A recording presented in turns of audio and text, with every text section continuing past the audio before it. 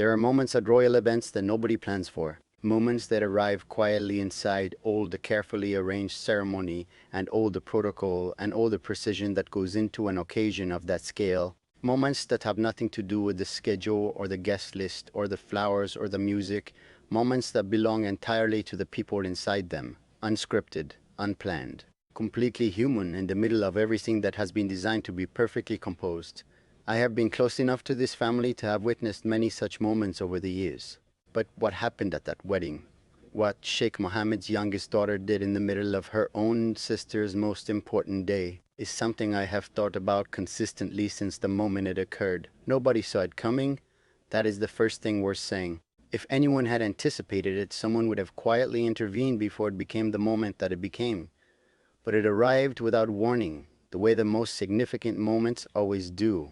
In the middle of everything moving exactly as it was supposed to move, she did something that stopped the room in a way that no announcement or entrance or carefully choreographed element of the ceremony had managed to do. She simply became completely, undeniably, impossibly herself, in a setting that was not designed for that kind of honesty. She had been quiet through most of the earlier proceedings, composing the way that the women of this family are composed, present in the right places, gracious in the way that is expected. Nothing that would have suggested to anyone watching that something was building inside her that had no interest in waiting for a more appropriate moment to emerge. And then something shifted. Something small triggered something large. And what came out of her was not a performance and was not a scene and was not anything that could be filed away under the category of expected royal wedding behavior.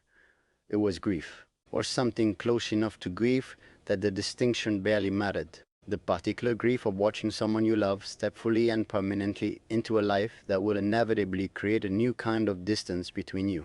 Sisters understand this in a way that is completely unique.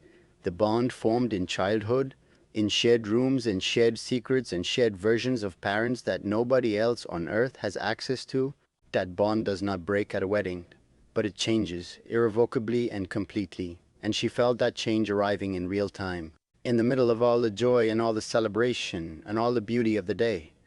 She felt it and she could not contain it, and she did not try to.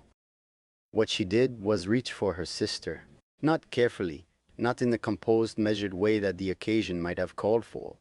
She reached the way people reach when they are not thinking about how they look, when the only thing that exists is the person in front of them and the feeling that is too large to hold any other way. And her sister received her completely, without hesitation, without any awareness of the cameras or the guests or the significance of the occasion being momentarily set aside for something more significant. Two sisters. One moment, more honest than anything else that happened that entire day. The room did not know how to respond at first, because it was not the kind of moment that comes with instructions. It was not joyful in the way that weddings are supposed to be joyful. It was not sad in the way that sadness is usually recognizable.